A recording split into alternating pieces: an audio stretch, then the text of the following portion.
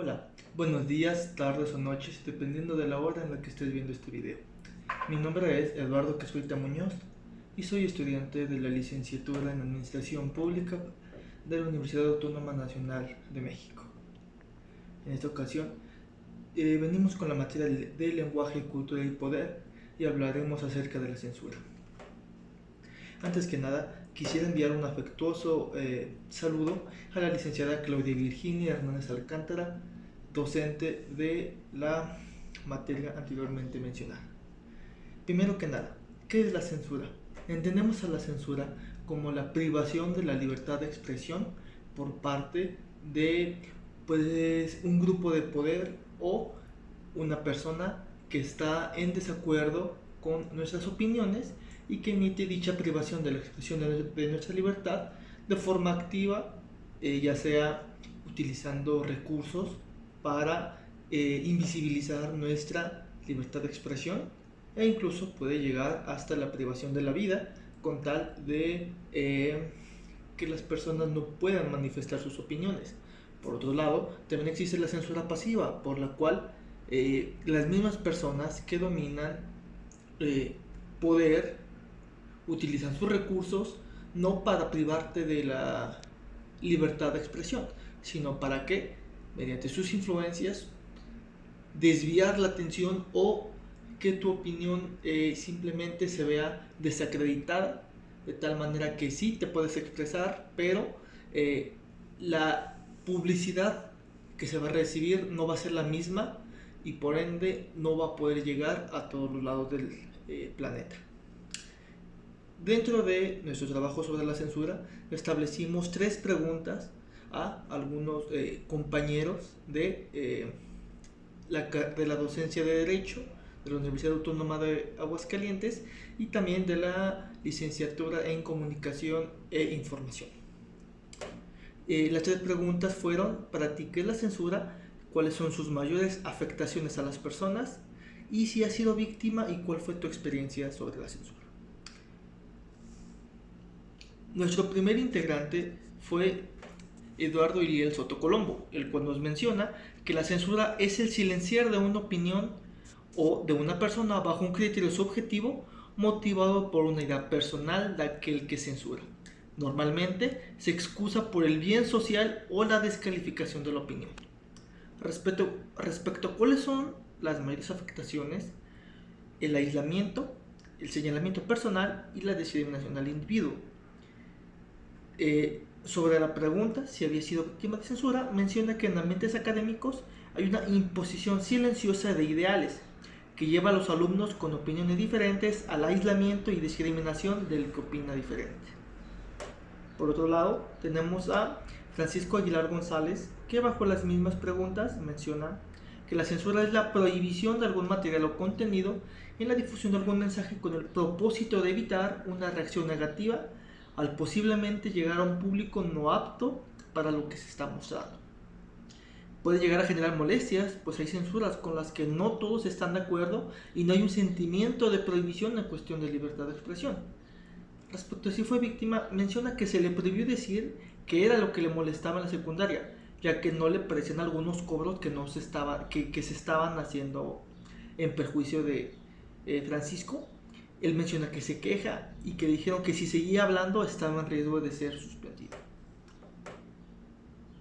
Por otro lado, también tenemos a Angela Terrones, estudiante de comunicación, que menciona que no ha sido víctima de censura, nunca ha estado en una situación similar. La censura la define como ocultar la opinión, creencia o experiencia por intereses propios o para no manchar la imagen de alguna institución o persona. Y las mayores afectaciones son la limitación de la libertad de expresión y la limitación de derechos. Por último, Paloma Hernández Carranza menciona que la censura es la prohibición que tienen las personas de expresarse. Las mayores afectaciones es que no permiten que las personas puedan expresar sus ideales, sus pensamientos, sus creencias de la forma en la que a ellos les gustaría desarrollarse. Y por último menciona que no ha sido experiencia de censura.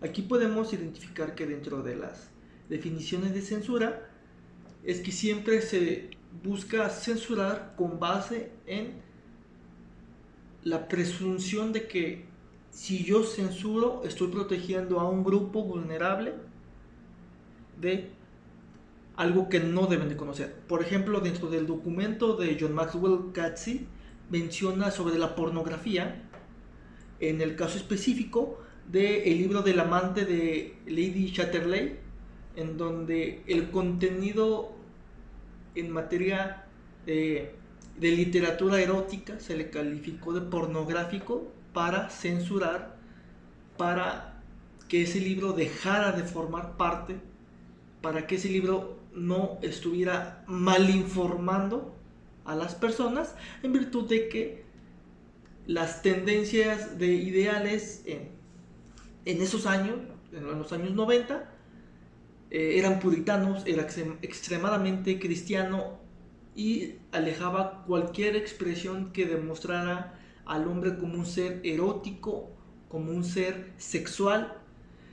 Incluso dentro de los extractos de este libro, en donde se menciona desde el sexo anal, se menciona relaciones entre ricos y pobres, que en ese tiempo pues era algo muy mal visto por la diferencia de clase.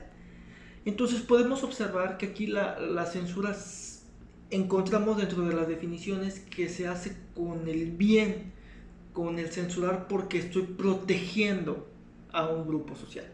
Otra de las definiciones es que vemos que existen grupos de interés.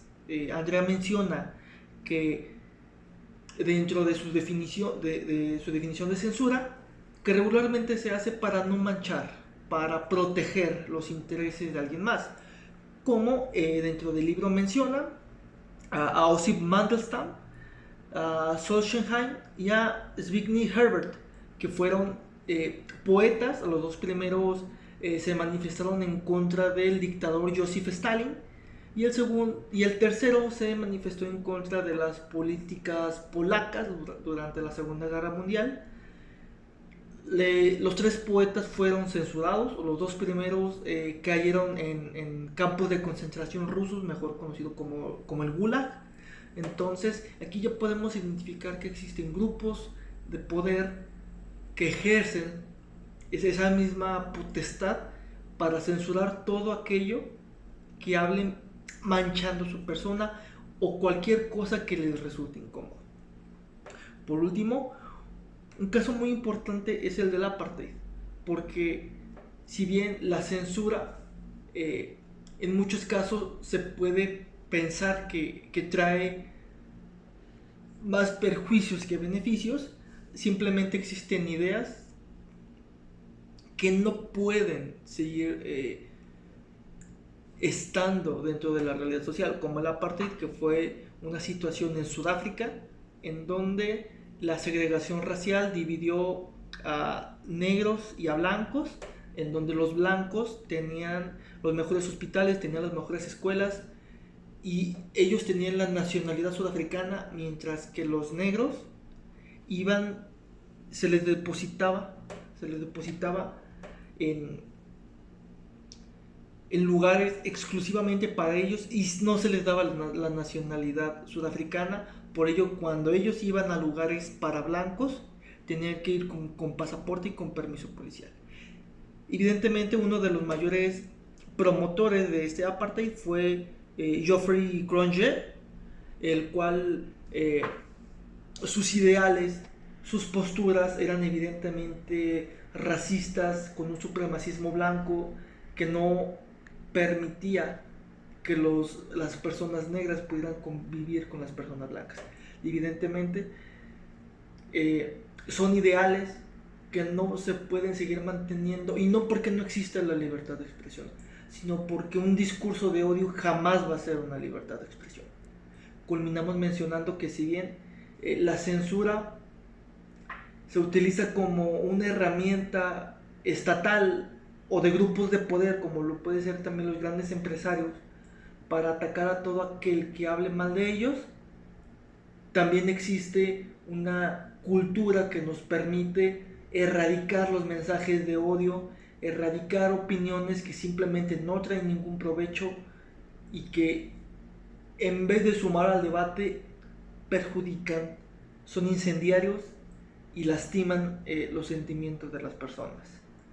Culmino diciendo que el ejercicio del censor es muy importante porque no siempre cae en las mejores manos y regularmente quien cae en la figura del censor lo hace para perjudicar a todo aquel que no opine como él lo piensa. Muchas gracias.